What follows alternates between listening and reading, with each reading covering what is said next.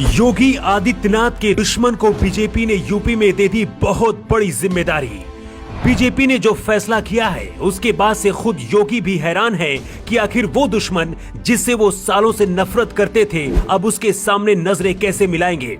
इसीलिए कहते हैं राजनीति शतरंज की तरह है, बस आपको राजा तक पहुंचने की कला आनी चाहिए। शिव प्रताप शुक्ला पूर्वांचल की राजनीति के वो चाणक्य हैं जिनके बिना कहा जाता है कि यहाँ की राजनीति अधूरी है।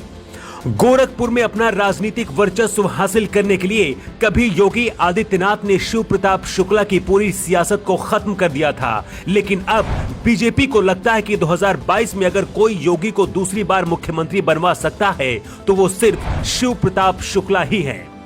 शुक्ला पीएम मोदी के पहले कार्यकाल में केंद्रीय मंत्री भी रहे हैं और इस वक्त राज्यसभा सांसद हैं। शिव प्रताप शुक्ला को गोरखपुर ही नहीं बल्कि पूर्वांचल में ब्राह्मण सियासत का बैलेंस फैक्टर माना जाता है। पिछले कुछ महीनों से कहा जा रहा है कि यूपी में ब्राह्मण समाज योगी से बहुत गुस्से में है। ऐसे में ब्राह्मणों की नाराजगी दूर करने के लिए केंद्रीय मंत्री धर्मेंद्र प्रधान के यहाँ एक बैठक बुलाई गई थी। इस बैठक में ब्राह्मणों की नाराजगी को कैसे दूर किया जाए इस पर मंथन हुआ। इसके बाद एक विशेष ब्राह्मण कमेटी बनाई गई है और इसी कमेटी का अध्यक्ष शिव प्रताप शुक्ला को बना दिया गया है। लेकिन बीजेपी आलाकमान ने ब्राह्मण कमेटी की कमान जिस शिव प्रताप शुक्ला को सौंपी है उनका योगी आदित्यनाथ से 36 का आंकड़ा है और पुराने दुश्मन हैं। शिव प्रताप शुक्ला भी पूर्वांचल में सीएम योगी के गोरखपुर से ही आते हैं। बीजेपी में ब्राह्मणों के एक प्रभावी चेहरा के तौर पर देखे जाते हैं। शिव प्रताप शुक्ला और योगी आदित्यनाथ के बीच की लड़ाई जग जाहिर है। आज से करीब 20 साल पहले गोरखपुर में योगी और शिव प्रताप शुक्ला के वर्चस्व की लड़ाई चल रही थी।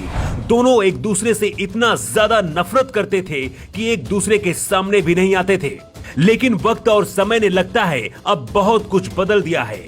योगी आदित्यनाथ ने एक समय शिव प्रताप शुक्ला को गोरखपुर में चुनावी मात दिलाकर उनकी पूरी सियासत खत्म कर दी थी। शिव प्रताप लगातार 4 बार विधायक रह चुके हैं, लेकिन अपना सियासी वर्चस्व हासिल करने के लिए योगी ने गोरखपुर में शिव प्रताप शुक्ला की पूरी राजनीति को खत्म कर दिया था। 2002 के विधानसभा चुनाव में योगी आदित्यनाथ ने गोरखपुर सदर सीट से शिव प्रताप शुक्ला का खुलकर विरोध किया था।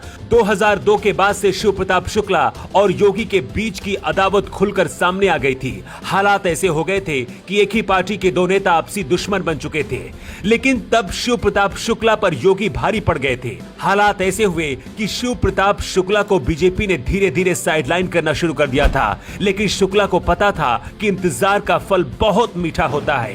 करीब 14 साल इंतजार करने के बाद 2014 में शिव प्रताप शुक्ला का वक्त फिर लौटा। केंद्र में नरेंद्र मोदी की सरकार बनी और शुक्ला को मोदी कैबिनेट में मंत्री बना दिया गया था।